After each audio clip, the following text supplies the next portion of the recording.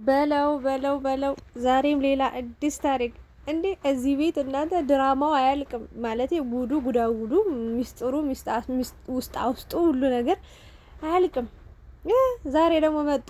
ሩታ ስቃ እንደምታዩት ፈገግ ብላ ሄርሜላና አብርሽን መልካም ህይወት ይሁንላችሁ። ሄርሜላ እንደው ካላስቸገርኩሽ እባክሽን ጓደኛ ማቾች እንሆን፣ እንደዋወል።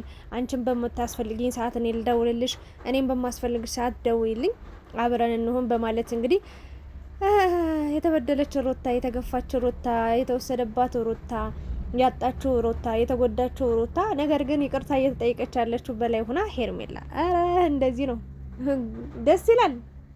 የእውነቴን ነው። ዓለም ይውላችሁ ፍትሃዊ አይደለችም እላችሁ ለዚህ ነው። በቃ ከተበዳይ ጎን ሳይሆን ከበዳዮች፣ ከአጭበርባሪዎች፣ ከውሸታሞች፣ ከአስመሳዮች ጎን ነች በቃ ዓለም ባጭሩ። እና ለተገፉ ዝቅ ላሉ አንገታቸውን ለደፉ ሴቶች እቻ ዓለም አትሆንም። እና በምን ወይ ነው አሁን ሩታ ሄርሜላን እና አብርሽን ይቅርታ ልጠይቃቸው የምትችለው እንዴ? ሄርሜላ መጣችባት፣ ህይወቷ ላይ ገባችባት፣ ከመግባትም አልፋ ባሏን ወሰደችባት። ሰው እንዴት ነው እቺ ልጅ ጸጥ ብላ ልታልፋት የምትችለው? ማድረግ ያለባትን ነገር አደረገች፣ መናገር ያለባትን ነገር ተናገረች። ስትበሳጭም ስትናደድም በሰዓቱ ማድረግ ያለባትን ነገር አድርጋለች። ሶ ያ ነገር እንዴት ነው ጥፋት ሆኖ ይቅርታ እስከ መጠየቅ የሚያስደርሳት ነገር? በጣም ገርሞኛል። እኔ በጣም ገርሞኛል። ግን ደግሞ ኤፍሬምም መጦ ሄርሜላን ይቅርታ ጠይቋታል። ሶ እንትና ሩታም ኤፍሬምም ለአብርሽና ለሄርሜላ መልካም ህይወት ይሆንላችሁ ብለው እንግዲህ እንደተስማሙ በእነሱ ቅርርብ በእነሱ ፍቅር በደንብ በቃ አምሮባቸዋል ምናምን አለቻቸው ማለት ነው። ሩታ ራሱ ሄርሜላና አብርሽ አንድ አይነት ልብስ ነው ለብሰው የመጡት። ያው እሁድም አይደለ የምንሄድበትን ቦታ ምናምን ብሎ እንግዲህ ያው ሩታ ጋር ሲሄዱ ፋፈሽ ብሎ አንድ አይነት ለብሰው ምናምን ሄዱትኝ። ሶ ይሄ ነገር ምንን ያመለክታል? ሩታ የእውነት ከልቧ ነው ስቃ አብርሽና ሄርሜላን መርቃ የሸኘቻቸው ወይንስ ደግሞ አብርሽና ኤፍሬም ያሰቡት ተንኮል አለ? ምን ይመስላችኋል? እስኪ መጀመሪያ ግምቱን ለእናንተ ልስጣችሁ እና የኔን ሀሳብ እሰጣለሁ። ግን አብርሽ በታሪክ ሩታ የፈለገ ታሪክ ብታረግ የፈለገ ነገር ለምን አትሰቀልም? ለምን አትንጠለጠልም? በዚህ ሰዓት ምንም አያምናትም። ምንም አያምናትም። እንደው እግዚአብሔርን ነው ብላችሁ በታሪክ አያምናትም። እና መጣ ይቅርታ ጠይቃ ምናምን በቃ ጓደኛ እንሆን፣ በፊትም አንቺ እንደ ጓደኛ እንደ እህት እንደ ቤተሰብ እንሆን ብለሽ ነበረ። ሶ ያንን ነገር እውነት እናደርገውና በቃ ጓደኛ ማቾች እንሆን ነው እያለቻት የምትገኘው ሄርሜላን። አብርሽ ቶሎ ብሎ አይ እንደዛ አይሆንም፣ እናንተ በቃ መገናኘት የለባችሁም፣ ስልክም ማውራትም አይጠበቅባችሁም ብሎ ባንዴ ዝግትግት ታረገ ማለት ነው። በቃ ሄርሜላ ደግሞ እስኪ አንቺ ሀሳብ ተባለች። ሄርሜላም ሰርግ ላይ የሆነ ልደት ላይ የሆነ ፕሮግራም ላይ ልንገናኝ እንችላለን፣ ከዛ ውጭ ግን ምንም የሚያገናኘን ነገር አይኖርም። ያንን ነገር ያው እንዳልፈለገች አብርሽ ባለው ሀሳብ እንደተስማማች ነው የተናገረችው። ሶ አብርሽና ሄርሜላ በጣም በጣም ተበድሏል፣ ተጨቁኗል፣ ተገፍተዋል እና ይቅርታ መጠየቅ አለባቸው ብላችሁ ታምናላችሁ? ወይንስ ደግሞ አይ ሩታ ነች የተበደለችው፣ ሩታ ነች የተገፋችው፣ ሩታ ነች ያጣችው፣ ሩታ ነች የተወሰደባት፣ ሶ ሩታ ነች የተከፋችው፣ ስለዚህ እሷን ነው ይቅርታ መጠየቅ ያለባቸው ብላችሁ ታስባላችሁ ነው? ወይንስ ደግሞ ኤፍሬምና ሩታ በዚህ በቃ ስለ ኤፍሬም ልተውና ሩታ በዚህ ሁኔታ በዚህ ፍጥነት እንዲህ ሰላማዊ የሆነችው የሆነ ተንኮል አስባ ነው ብላችሁ ታስባላችሁ? ወይንስ ደግሞ አይ በቃ እንዴ በቅቷት ይሆናል፣ ደከመች፣ ለፋች፣ ወጣች፣ ወረደች፣ በጉልበትም በማልቀስም በማባበልም አሳዛኝ በመሆንም ልትወስደው ልታገኘው ያልቻለችውን ህይወት በቃ ሰልችቷት ደክሟት ትተዋለች። በቃ ለልጇ መኖር ስላለባት ከአብርሽ ጋር ሰላም ፈጥራ በቃ ውስጡ ያለውን ቅሬታ ውስጡ ያለውን በቀል ማለት ቂም ውስጡ ያለውን ቅሬታ ሁሉ አውጥታ ጥላ በቃ ለልጇ ልትኖር ነው ብላችሁ ታስባላችሁ? የትኛው ሀሳብ ላይ ናችሁ? 5 ሰከንድ ሰጥቻችኋለሁ። ሩታ ምን እያሰበች ይመስላችኋል በዚህ ሰዓት? እናንተስ ብትሆኑ ይህንን ምን ታደርጋላችሁ? በሩታ ቦታ ብትሆኑ በዚህ ሰዓት ባላችሁ የልጃችሁ አባት ህይወቴን ዘመኔን ሙሉ አብሬ ሆናለሁ ብላችሁ ዋጋ የከፈላችሁለት፣ የወጣችሁለት፣ የወረዳችሁለት፣ የተሰደባችሁለት ለሱ ብላችሁ ባጭሩ ሺ ነገር ለአንድ ሰው ስትሉ ሺ ነገር ጥላችሁ ሄዳችሁ በስተመጨረሻ ግን ሽምጥጥ አድርጎ ክዶ በሷም ጥፋት የሚሆን በሱም ጥፋት ብቻ የሆነ ነገር ተፈጠረ፣ የሆነ ነገር ሀፕን አደረገ። ሌላ ህይወት እየኖረ ሌላ ላይፍ ጀምሮ ለዛውም በጣም በሚገርም ፍጥነት እሺ ብላችሁ መልካም ህይወት ይሁንልህ ብላችሁ መርቃችሁ ትሸኙታላችሁ። ከሱም አልፎ አብረው ያለችውን ሴት ትደግፋላችሁ። ጓደኛዬ ሁኚ ብላችሁ ትላላችሁ። ወይንስ ደግሞ እሷን ለማጥፋት፣ እሱን ለመበደል፣ እሱን ለመጨቆን፣ እሱን ለመግፋት እናንተ እንደተበደላችሁት፣ እናንተ እንደተገፋችሁት፣ እናንተ እንደተከፋችሁት እሱ እንዲከፋ ነው የምትፈልጉት? እስኪ በእናንተ ቦታ ምን ታደርጋላችሁ? የኔን ብትጠይቁኝ በጣም ከባድ ነው የእውነት ለመናገር። ይሄ ሁሉ ዋጋ የከፈልኩበት ህይወት እንዲህ መንገድ ላይ አደባባይ ላይ በቃ ጠራራ ፀሐይ ላይ ተበታትኖ ሳየው የእውነት ዝም ምን አይነት ሰው አይደለሁም። ይቅርታ አድርጉልኝ። እኔ ምላሽ ይሄ ነው። የእናንተ ምን ሊሆን ይችላል የሚለውን ኮሜንት ላይ ታስቀምጣላችሁ። ሌላው ደግሞ ወደ ይቅርታው ስመጣላችሁ እኔ እንጃ፣ እኔ ሩታ በዚህ ሰዓት አብርሽን ስታገኘው በሳጫለሁ። ባጭሩ በጣም እናደዳለሁ። በቃ ምክንያቱም አብርሽ በጣም እየተላላጠ ነው።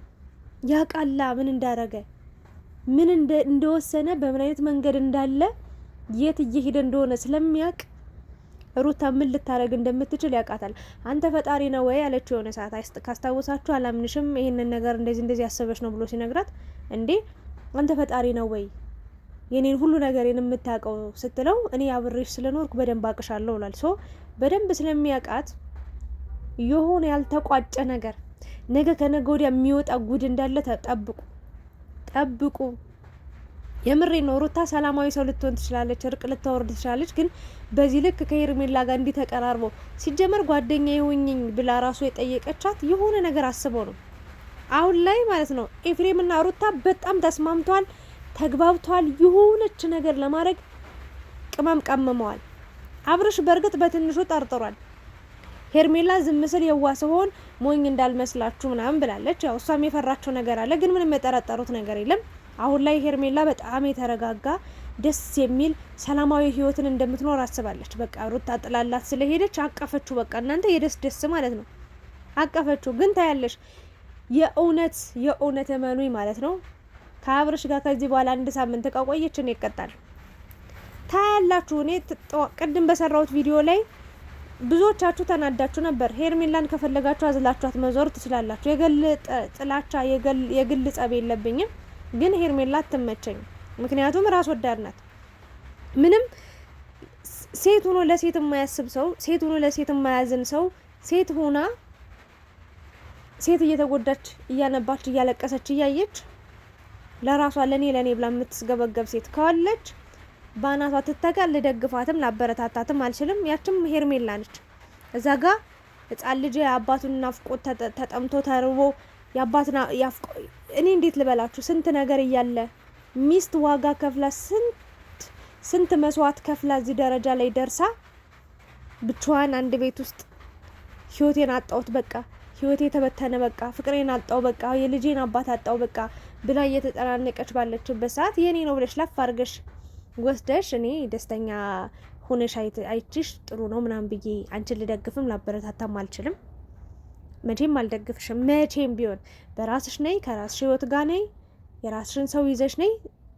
ለሱ ያኔ ልደግፍሽም ልከተልሽም በቃ እችላለሁ። ግን አሁን ላይ ያልሆነ በደል ያልሆነ ነገር አድርገሽ እንደ ትልቅ ጀብድ እንደሰራ ሰው ሄርሜላ ብዬ የማሽቃበጥበት እንትን የለኝም። ለማንኛውም ግን ሄርሜላውን በላይ ሆነሽ አንቺ ዝቅ ብለው ይቅርታ እንዲጠይቁሽ አድርገሻል። ግን አብርሽም ማለት ሩታም ኤፍሬምም ትልቅ እውነት ነበራቸው፣ ሀቅ ስላላቸው ነው ያንን ነገር ያደረጉት። በእርግጥ እኔ አንቺ አሳዘንሽኝ ፓርት አለ። ሄርሜላን ዳኒ ይሄዳል ይሰድባታል፣ ሜሪ ትሄዳለች ትሰድባታለች፣ ሩታ ትመጣለች ትሳደባለች። በእርግጥ ሩታ እንኳን ያን ያህል ገፍታ ያረገቻት የበደለቻት ነገር የለም። የእውነት እንደውም እንደተጎዳች እንደተበደለች ሴት ምንም ያን ያህል የከፋ ችግር አላደረሰችባትም። ኤፍሬም እንደዛው እና በዛ ሰዓት እንዴ አብርሽን ጠይቁ። ምንድነው ከሄርሜላ ያላችሁ? አንድ ሰው ተናገራት፣ ሁለት ሰው ተናገራት፣ በቃ በቂ ነው። ሩታም አሁን ላይ መናገር መፍትሄ የላትም። ምክንያቱም አብርሽ በቃ እሷን መርጫለሁ ብሎ ከሄደ እሷን መተው ነው። አብርሽም ወደ እሷ ለመውሰድ ትችላለች፣ የፈለገችውን ነገር ማድረግ፣ ከአብርሽ ጋር መጣላት፣ ከአብርሽ ጋር የፈለገ ነገር በቃ ማድረግ ትችላለች። ግን ሄርሜላ ላይ መድረስ አትችልም። እንኳን ጓደኞቿ ሩታም ራሱ ይህንን ማድረግ አትችልም ብዬ ተናግሬላት ነበር። ሶ ግን በዚህ ልክ ይቅርታ የሚያስጠይቅ ጥፋት አጥፍተዋል ወይ እነ ሩታ የሚለው ነገር ሁላችንም የምናውቀው ሀቅ ነው። ምንም ያጠፉት ጥፋት የለም። እሷ ነች ከኋላ የመጣችው፣ እሷ ነች የተስተካከለ ህይወት ላይ ዘቡ ብላ የገባችው፣ እሷ ነች የማይገባትን ቦታ በቃ ይይዛለሁ ብላ እንግዲህ የደረሰችው የገባችው። ሶ መጨረሻችሁን ያሳየኝ፣ ለአይናችሁ ጤና። እንደው እግዚአብሔርን ነው የምላችሁ፣ በሄርሜላና በአብርሽ ደስታ የምትደሰቱ ሰዎች ወይ ደግሞ በቃ ሄርሜላ የምትሉ ሰዎች ለአይናችሁ ጤና ታያላችሁ። አብርሽ የፈራው ነገር በሙሉ ደርሶ ሩታ በማይመጣው እንደምትመጣበት 100% ነግራችኋለሁ። ውስጡን ከባድ ሚስጥር አለ በሄርሜላ ጉዳይ ታያላችሁ። ሰዶም በቅርቡ ሳምንት አይፈጅም አልኳችሁ፣ ይወጣል። ያኔ ደግሞ አብርሽ እርግፍ አድርጎ ከነ መፈጠሯ ሲተዋት ወደ ልጁና ትሄዳል። ሌላ አማራጭ የለውም። ገባችሁ? ሁለት እጇን ዘርግታ ትቀበለዋለች ወይንስ ያኔ ደግሞ እሱ ዋጋ እንዳስከፈላት እሷም ዋጋ ታስከፍሏለች የሚለው ነገር ከባድ ጥያቄ ምልክት ያስነሳል። ለማንኛውም ግን ዛሬ እንደምታያቸው ተቃቅፈው አራቱም ተገናኝተው አንድ ላይ ይቅር ተባብለዋል። ሄርሜላና አብርሽም እንግዲህ በጣም ጮቤ ረግጠዋል። በጣም በደስታ እየቦረቁ እንደ ሕፃን ልጅ በቃ እየፈነደቁ አብርሽ በቃ የሚገልጻትን ቃል ራሱ አጦ ሲንተባተብ አየሁት። ሄርሜላም እንደዛው። ለማንኛውም ግን ሾው ማድረግ አይጠበቅባችሁም፣ ድራማ መስራት አይጠበቅባችሁም፣ በዚህ ልክ ማስመሰል አይጠበቅባችሁም። ነገ ከነገ ወዲያ የሚወጣ ሀቅ ስላለ ያንን ሀቅ እንግዲህ ሁላችሁም በጉጉት እንድትጠብቁት እላለሁ። ውስጡን የሰማሁት በጣም ብዙ መረጃ አለኝ። በነገራችን ላይ ዝምታ ወርቅ ነው። ዝም ብያለሁ። ሚዲያ ላይ ወጡ ኤፍሬም ወይም ደግሞ ሩታ ወይ ደግሞ ከኤፍሬምና ከሩታ በፊት ቀድሞ አንድ ሰው ቡም አድርጎ ያወጣዋልና ያንን ሚስጥር ያንን ጉዳይ እንግዲህ እንድትመለከቱ ጋብዛችኋለሁ። ይሄ ደስታ፣ ይሄ ፍቅር፣ ይሄ የውሸት ዓለም እንግዲህ የሆነ ቀን ላይ ፈራርሶ እንደምናየው ተስፋ አደርጋለሁ። እንደነገርኳችሁ ለአብርሽም ለሄርሜላም ምንም ክፋትም መጥፎ ነገርም አልመኝም። ግን እመኑኝ ይሄ ፍቅር የትም አይደርስም። የሆነ ቦታ ላይ ደርሶ ይቆማል። አለቀ። ማብቂያው ቅርብ ነው። እናያለን እንግዲህ። ጉድ እኮ ነው። ተበዳይ ዝም ሲል በዳይ ከፍ ይላላሉ። የምሬን ነው ምላችሁ። ስንት ያጣች ቁጭ ብላ፣ ስንት መንገድ የተጎዳች፣ በስንት መንገድ የተበደለች፣ ስንት ነገር ያጣች ሴት ቁጭ ብላ ሰው ባስተካከለው ኑሮ፣ ሰው በመረጠው፣ ሰው ባመቻቸው፣ ሰው መሰረት በጣለበት ህይወት ላይ ገብታ የበጠበጠችው ይቅርታ ተጠየቀች። ለማንኛውም ይሁን ብለናል። እስኪ እንግዲህ እናያለን። ነገ ከነገ ወዲያ ምን ይሆናል ነግራችኋለሁ። ከሄርሜላ ጋር የግል ችግር የለብኝም፣ የግል ጸብ የለብኝም። ግን ደግሞ የማይሆናት ቦታ ላይ ስለተገኘች ሩታ መገኘት የነበረባት ቦታ ላይ፣ ሩታ መቆም የነበረበት ቦታ ላይ ነው የቆመችው። እሷን የማይመጥናት ቦታ ስለሆነ እሷ ምንም ነገር ቅንጣት ታክል ያደረገችው የሰራችው ምንም ዋጋ የከፈለችበት ነገርም ስለሌለ አይመለከታትም። እዚህ ህይወት ውስጥ መግባትም አልነበረባትም። አሁንም መውጣት አለባት ብዬ ማምን ሰው ነኝ። ለማንኛውም መጨረሻውን ያሳየኝ። የእናንተን ሀሳብ አስተያየትም ኮሜንት ላይ አስቀምጡ። ሩታ ምን እንዳሰብሽ አላቅም፣ ግን ፈገግታሽ፣ ሳቅሽ፣ ሁሉ ነገርሽ፣ ተግባርሽ ሁሉ ውሸት እንደሆነ ጊዜ ሀቁን ያወጣዋል ብለሽ አርፈሽ ለተቀመጭ እንደወሰንሽ አስቤያለሁ። ለማንኛውም ግን ድጋሚ ሄርሜላንም አብርሽንም እያገኘሽ በሚናገሩት ነገር፣ በሚተቃቀፉት፣ በሚያወሯቸው ነገሮች መቃጠል መንደድ የለብሽም፣ ወይም ደግሞ መበሳጨት የለብሽም። ከነሱ ጋር አለመቀራረብ ብዬ ነው የማስበው። ስለነበረን ቆይታ አመሰግናለሁ። ግን ያው ሩታ እንኳንስ አይደለም ጓደኛ ልትሆንሽ፣ እንኳን በየቀኑ እንደዚህ ሆነ ብላ ልትደዋወልሽ ይቅርና ጎረቤትሽ ራሱ አንቺ በምትኖሪበት አካባቢ ራሱ መኖር የለባትም። ምንም የማትጠቅም ሰው ስለሆነች ምንም የጠቀመች ነገር የለም። ነገ ከነገ ወዲያም አንቺ በቁስልሽ እንጨት እየሰደደች መከራሽን ከማብላት ውጪ ምንም ለአንቺ የምታዝንልሽ ነገር ስለሌለ ለማያዝንልሽ ሰው ደግሞ አንቺ አጉል ሞኝ ሆነሽ አጉል መልካም ሰው ነኝ ብለሽ ራሽን መጉዳት የለብሽም። ራሽን አሳልፈሽ መስጠት የለብሽም። ራሽን ጠብቂ፣ ከራስሽ ጋር ሁኚ እላለሁ። ሀቁ በቅርቡ ይወጣል፣ ጠብቁ። ቴንኪዩ